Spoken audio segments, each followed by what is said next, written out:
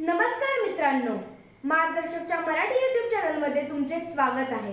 या व्हिडिओमध्ये मी कर्नाटकमध्ये MBBS जर तुम्हाला करायचं असेल तर याची संपूर्ण माहिती मी या व्हिडिओमध्ये सांगणार आहे। म्हणजेच फी स्ट्रक्चर, एलिजिबिलिटी क्रायटेरिया आणि ॲप्लिकेशन प्रोसेस काय आहे आपण या व्हिडिओमध्ये पाहणार आहोत। त्याचबरोबर मी तुम्हाला हे सुद्धा सांगणार आहे की फ्रॉड प्रॅक्टिसेस इकडे केल्या जातात आणि MBBS नावाखाली लोकांना लुटलं जातं। तर हे सर्व पाहण्यासाठी तर हा व्हिडिओ शेवटपर्यंत नक्की बघा। या चॅनलला जर तुम्हाला सबस्क्राइब करायचं नसेल तर नक्कीच करू नका, व्हिडिओला लाईक करायचं नसेल तर करू नका, पण हा व्हिडिओ जास्तीत जास्त लोकांपर्यंत शेअर नक्की करा। आणि स्पेशली जर तुमच्या फ्रेंड्सना कर्नाटकमध्ये जाऊन MBBS करायचं असेल तर हा व्हिडिओ त्यांना नक्की शेअर करा। तर चला तर मग आपण या व्हिडिओला स्टार्ट करूया। सगळ्यात पहिला बोलूया आपण महाराष्ट्राबद्दल। महाराष्ट्रामध्ये जर तुम्हाला MBBS करायचं असेल स्पेशली गव्हर्नमेंट कॉलेजमध्ये तर तुमचा नीटचा स्कोर हा 500+ असावा लागतो। आणि जर तुम्हाला प्रायव्हेट कॉलेजमध्ये करायचं असेल MBBS महाराष्ट्राच्या तर त्याचा स्कोर हा 480 ते 500 पर्यंत असावा लागतो। हे जर तुमचे दोन्ही स्कोर मॅच होत असतील तर तुम्हाला नक्कीच MBBS मध्ये ॲडमिशन मिळून जाईल। जर कर्नाटकमध्ये गव्हर्नमेंट कॉलेजमध्ये तुम्हाला ॲडमिशन हवं असेल तर तुम्हाला MCC म्हणजेच मेडिकल काउन्सिलिंग कमिटीच्या सेंट्रल काउन्सिलिंग थ्रू अप्लाय करावं लागतं। जर 15% ऑल इंडिया कट ऑफचं बघितलं तर अप्रॉक्स 600 पर्यंत स्कोर हा असतो जनरल कॅटेगरीसाठी।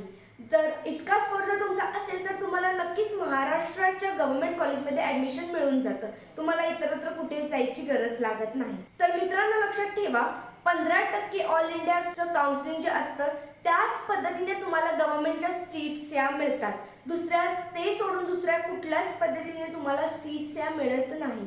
आणि जर कर्नाटकच्या आता प्रायव्हेट कॉलेजेसचं बोलायचं झालं तर मागील वर्षापर्यंतची फी ही 9 लाख पर इयरची होती, पण या वर्षीपासून 30 ते 35% इन्क्रीमेंट प्रपोजल फीजमध्ये हे कॉलेजकडून आलेलं आहे।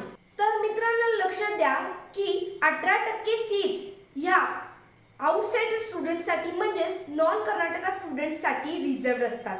म्हणजेच अराउंड 600 ते 700 सीट्स या अवेलेबल असतात। आता तुमच्या मनात प्रश्न येईल की एवढ्याच कमी सीट कशा काय अवेलेबल असतात? तर या सीट्स एवढ्यासाठी अवेलेबल असतात की तिकडचा कट ऑफ ही तितकाच हाय असतो। अप्रॉक्स 500 पर्यंत तुमचा स्कोर असेल तर तुम्हाला ॲडमिशन हे मिळून जातं। आता समजा तुमचा स्कोर हा 500 पेक्षा सुद्धा कमी आहे आणि तुम्हाला कर्नाटकमध्येच ॲडमिशन घ्यायचं असेल तर तुमच्यासाठी काय ऑप्शन्स अवेलेबल आहेत? तर तुमच्यासाठी 2 ऑप्शन्स अवेलेबल आहेत। त्यामधला फर्स्ट ऑप्शन असा की तुम्ही कर्नाटकच्या डीम्ड युनिव्हर्सिटीमध्ये ॲडमिशन घेऊ शकता। डीम्ड युनिव्हर्सिटीचे हे वर्षाची फीस ही 16 ते 23 लाखापर्यंत असते। तसेच दुसरं ऑप्शन म्हणजे तुम्ही NRI और अदर कोटामधून ॲडमिशन हे घेऊ शकता। त्याची फीस ही थोडी जास्त असते, अराउंड 30 ते 40 लाखापर्यंत असते पर इयरची। तर हे 2 ऑप्शन तुम्हाला नक्कीच अवेलेबल आहेत। तर मित्रांनो आता जे मी तुम्हाला हे दोन्ही ऑप्शन सांगितले आहेत ते दोन्ही ऑप्शन तुम्हाला काउन्सिलिंग थ्रूच होतात। कॉलेजकडे सुद्धा ऑथॉरिटी नाही आहे की त्यांनी त्यांच्या मर्जीने सीट्स देतील, ते तेव्हाच तुम्हाला सीट देणार जेव्हा NRI आणि अदर कोटाचे राहिलेले सीट्स ते त्यांना परत देतील आणि त्यानंतर सीट कन्व्हर्जन होऊन तुम्हाला सीट्स या देण्यात येतील। आणि हे तुमच्या मनात प्रश्न आला असेल की हे प्रोसेस कधी स्टार्ट होईल? तर हे ॲडमिशन क्लोज व्हायच्या अगोदर 2 ते 3 दिवस स्टार्ट होतं। त्याच्या आधी तुम्ही तुमच्या कॉलेजमध्ये जाऊन 2 ते 3 दिवस आधी तुम्ही तुमचे सीट्स बुक करू शकता, पण कॉलेजमधून तुम्हाला कन्फर्मेशन मिळत नाही। तर तुम्ही यामुळे कोणत्याही गोष्टीमध्ये फसू नका, कोणीही काही सांगितलं तर त्यांचं ऐकू नका। आता मॅनेजमेंट कोटाचं बोलायचं झालं तर मॅनेजमेंट कोटावाले 1 करोड पर्यंत फीज घेतात। जास्तीत जास्त 85 ते 90 लाखापर्यंत फीज असतात। याच्यापेक्षा कमी ॲडमिशन झालेत असं मी या 2-3 वर्षामध्ये तर अजिबात ऐकलेलं नाही आहे।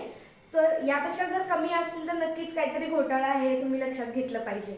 आणि तर चला मग आता कन्क्लूड काय केलं तर कर्नाटकमध्ये ॲडमिशन हवं असेल तर तुम्हाला 500+ स्कोर असावाच लागणार आणि तुमच्याकडे 1 करोड रुपये असायलाच पाहिजेत। या 2 गोष्टी जर तुमच्याकडे नसतील तर तुमचं ॲडमिशन होणं हे थोडं कठीण आहे। तर हे झालं सगळी इन्फॉर्मेशन तुम्हाला मी दिलेली आहे। तर तुम्हाला ह्याच्याबद्दल अजून काही डाऊट असतील, कर्नाटकच्या ॲडमिशन प्रोसेसबद्दल पण काहीतरी डाऊट असतील तर तुम्ही नक्कीच आम्हाला कमेंट बॉक्समध्ये कळवा। आणि जर तुम्हाला आमची पेड काउन्सिलिंग घ्यायची असेल तर तुम्ही नक्कीच आम्हाला स्क्रीनवर दिलेल्या नंबरला कॉन्टॅक्ट करून आमच्यापर्यंत येऊ शकता. तर पेड काउन्सिलिंगमध्ये आम्ही तुम्हाला काय काय देणार, तर पेड काउन्सिलिंगमध्ये तुम्हाला सगळ्या कॉलेजेसची माहिती, तसेच तुम्हाला प्रत्येक स्टेटच्या रूल्स अँड रेग्युलेशनबद्दलची माहिती आम्ही देऊ. म्हणजेच तुम्ही कोणत्याही दुसऱ्या कॉलेजेसमध्ये जाऊन फसू नये, तुमचे पैसे वेस्ट करू नये, हा प्रयत्न आमचा राहील. तर आमच्या पेड काउन्सिलिंगमध्ये आम्ही तुम्हाला बेस्ट कॉलेजेस काउन्सिलिंगच्या माध्यमातून देण्याचा प्रयत्न करेल.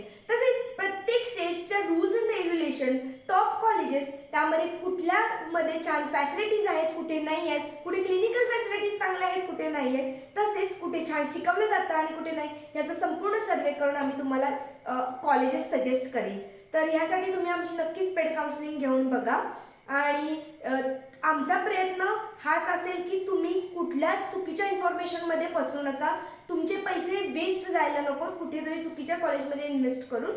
तर आमच्या पेड काउन्सिलिंगमध्ये आम्ही तुम्हाला ह्या सर्वांचा प्रॉपर सर्वे करून नक्कीच चांगलं सजेशन देण्याचा प्रयत्न करेन. तर नेक्स्ट व्हिडिओमध्ये मी तुम्हाला MBBS ॲडमिशन घेण्यावेळी कोणते फॅक्टर्स लक्षात ठेवण्याची गरज आहे, तसेच कोणतीही इन्फॉर्मेशन ॲडमिशन करण्याच्या अगोदर तुम्हाला इन्फॉर्मेशन कलेक्ट करावी लागते, तर ती इन्फॉर्मेशन तुम्ही कशी कलेक्ट करायची वगैरे याची संपूर्ण माहिती मी तुम्हाला सांगणार आहे. नेक्स्ट व्हिडिओसाठी तुम्ही नक्कीच आमच्या चॅनलला सबस्क्राईब करा. तोपर्यंत धन्यवाद.